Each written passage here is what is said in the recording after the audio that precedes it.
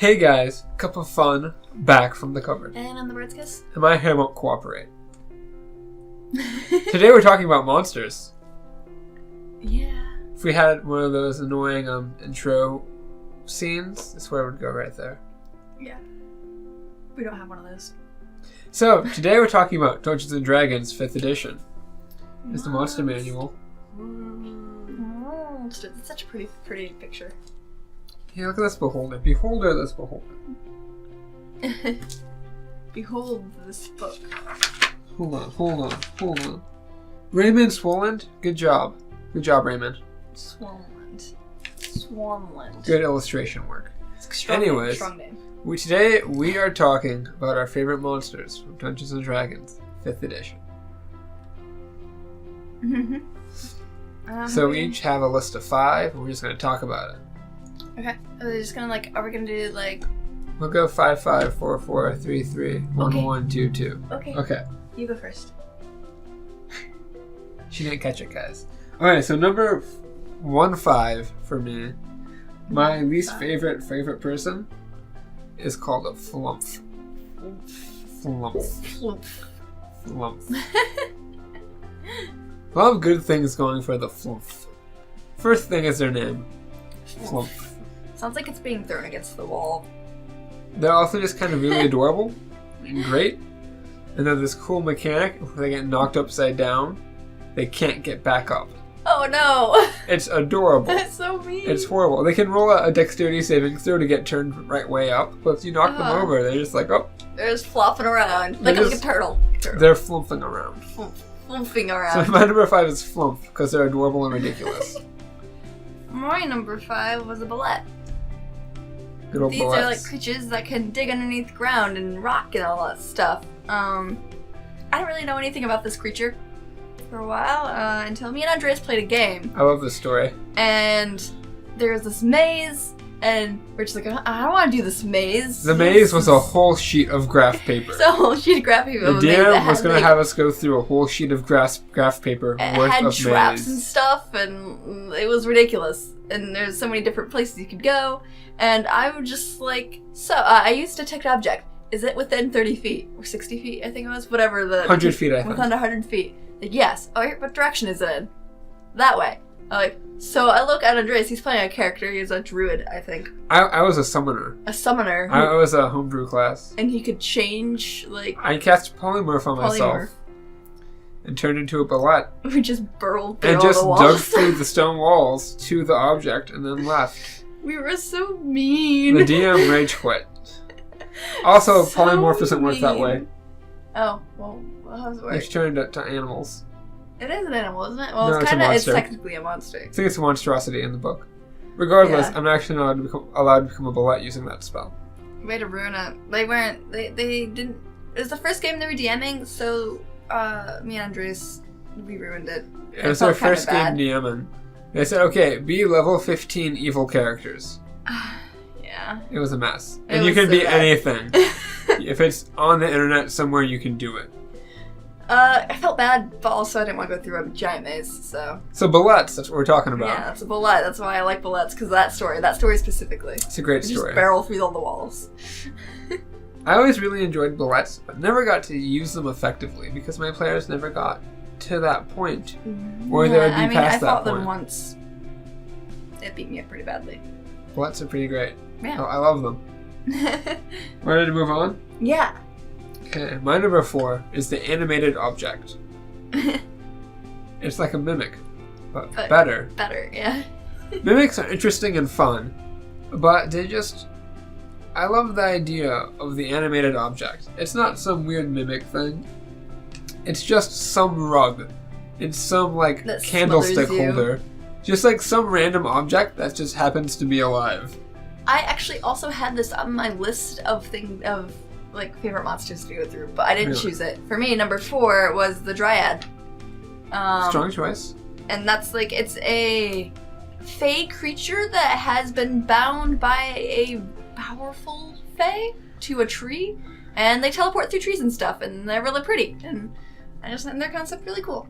They're tree. They're spirit of a tree, basically. I remember them. Yeah. I didn't remember them until you said that, and I remember them. Yeah. I never encountered one before in a game. But they're always really pretty, and sometimes, like, if they see two, like, adventurers fighting, they'll actually, like, make them stop. They'll do, like, they have an ability to make people friends. Like, they're just like, nope, stop now. You're friends now. No more fighting. It's fun stuff. And it's pretty great. Right, ready for number 3? My number 3. This might surprise you, it's so low. It's called a Janicki. You can look all you want inside this monster manual here. You will not find a Janicki. Because they don't exist. Me and Ashlyn made them up for a game. Now they're just a reoccurring theme. I've gone into this trend of making my own creatures and monsters just so they wouldn't be in books. So I can be like, here's something, and no one will know what it is. Yeah, I don't know the statistics. No metagaming nonsense. The guy in the computer on his corner just like looking up all the monsters as we fight them. No. So it's kind of like a goblin. Fun, big, poofy ears. They smell like lemongrass and Asian pear. They smell nice. And they are kleptomaniacs. Yeah, and they just steal anything. They just take stuff. You're just like, oh, cool, shiny, just take it. It's fun stuff. They mean a lot more to me and Ashlyn than anyone else watching this, probably. Yeah. If you want to see more Janicki action, we played a game of D&D for a while. It existed somewhere. It's on the internet. The internet. They feature pretty heavily in the first 2 episodes. But yeah, Janicki, I love them. But they're only number 3. My number 3 were pixies. Interesting choice.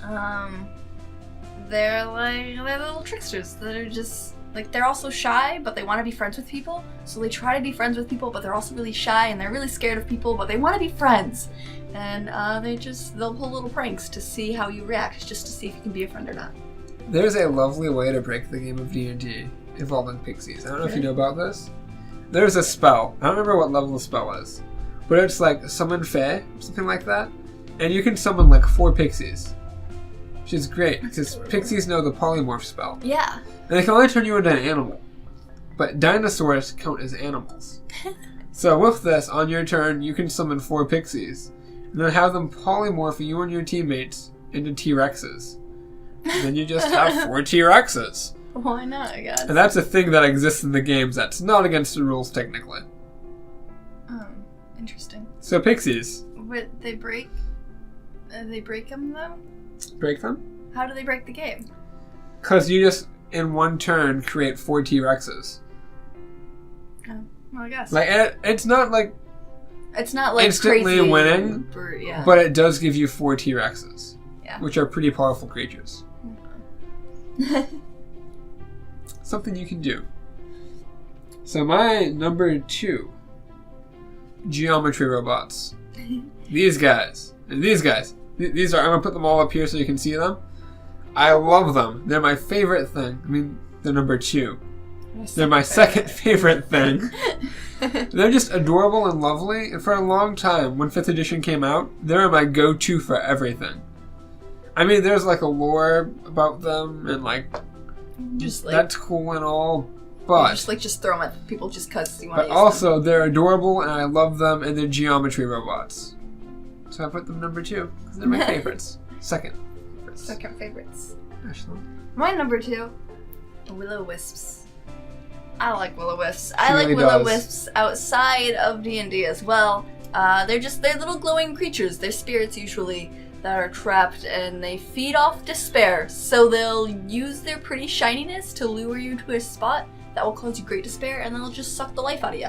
If you go back in time, way back to an early video, the Bard's Kisses of top 10 favorite Pokemon video, Litwick was on that list pretty high. Because it was the same thing, just a candle. Because it was a will-o-wisp, but also a candle. So Litwick made it on there. I'll put a thing up there so you can see that it's cringe. Such an embarrassing video, though. You know that video is like a year old now? Yeah. Crazy. I think we're for number 1. Ready for number 1? Yeah. Drum roll! Oh, shake the cameras. So my number 1, I bet you know what this is, Ashlyn. If we made a list of our top 5 least favorite monsters, it would be Ashlyn's number 1. God. Giant frogs. I hate them Giant frogs so and giant much. toads. They're so interesting in combat. They're so horrible. How makes them interesting? Like, eat your person and run away. That's not interesting. So in combat, the game goes, I attack you, you attack me, now I attack you. And that's just boring. But when a giant frog jumps out of a pond somewhere, swallows someone whole, and jumps away, it creates stakes to the fight. It's not just attack. It's like, okay, now I need to attack, but also my friend's inside this frog. I need to get them out before they suffocate, but also I can't hurt them too much because they're inside the frog. And it adds a level to combat that's not there. They're so overpowered for what level they're like a 4th challenge rating.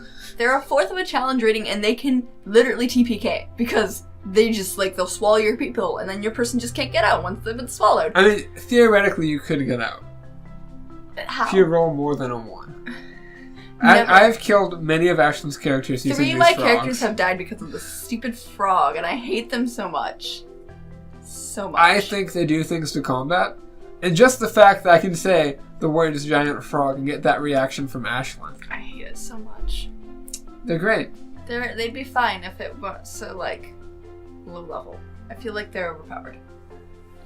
They are strong. Well, that's my number 1. Ashlyn? My number 1 are fairy dragons. Interesting. I love them so much. They're just they're tiny dragons that are colorful, and they like to pull pranks, and they just like to be fun and silly.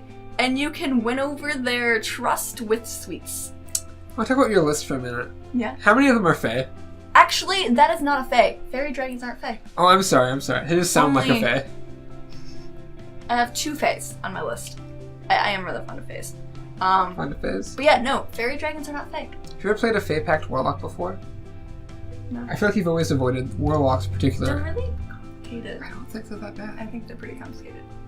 But yeah, Fairy dragons are adorable and fun. I love them. They're small, and you can have them as a familiar because they're so small, and they're considered a dragon. If you are pact of the chain warlock, you can have a pet one. It's not familiar. I think you might be thinking of another one. Is that something about pseudo dragons? Yeah, pseudo dragons I think is what you're thinking of. I also thought about putting them on my list because I also like pseudo dragons. But I like fairy dragons. They're silly little creatures, and you can present them with sweets, and they'll be your friend. And you can make a deal with them, hey, stop pulling some ridiculous pranks on me. I'll give you this cupcake. I like it. It's pretty great. Have a cupcake, be my friend. They're great. And there you have it, guys. Let us know, what's your favorite monsters? Why? Do you think giant frogs and toads are overpowered? I hate them so much. Thank you for watching. It really means a lot. There are buttons and links all over the place. You're smart, you know which ones to press. Thanks for watching. And of course, until next time, have a great life. You guys are awesome. Bye.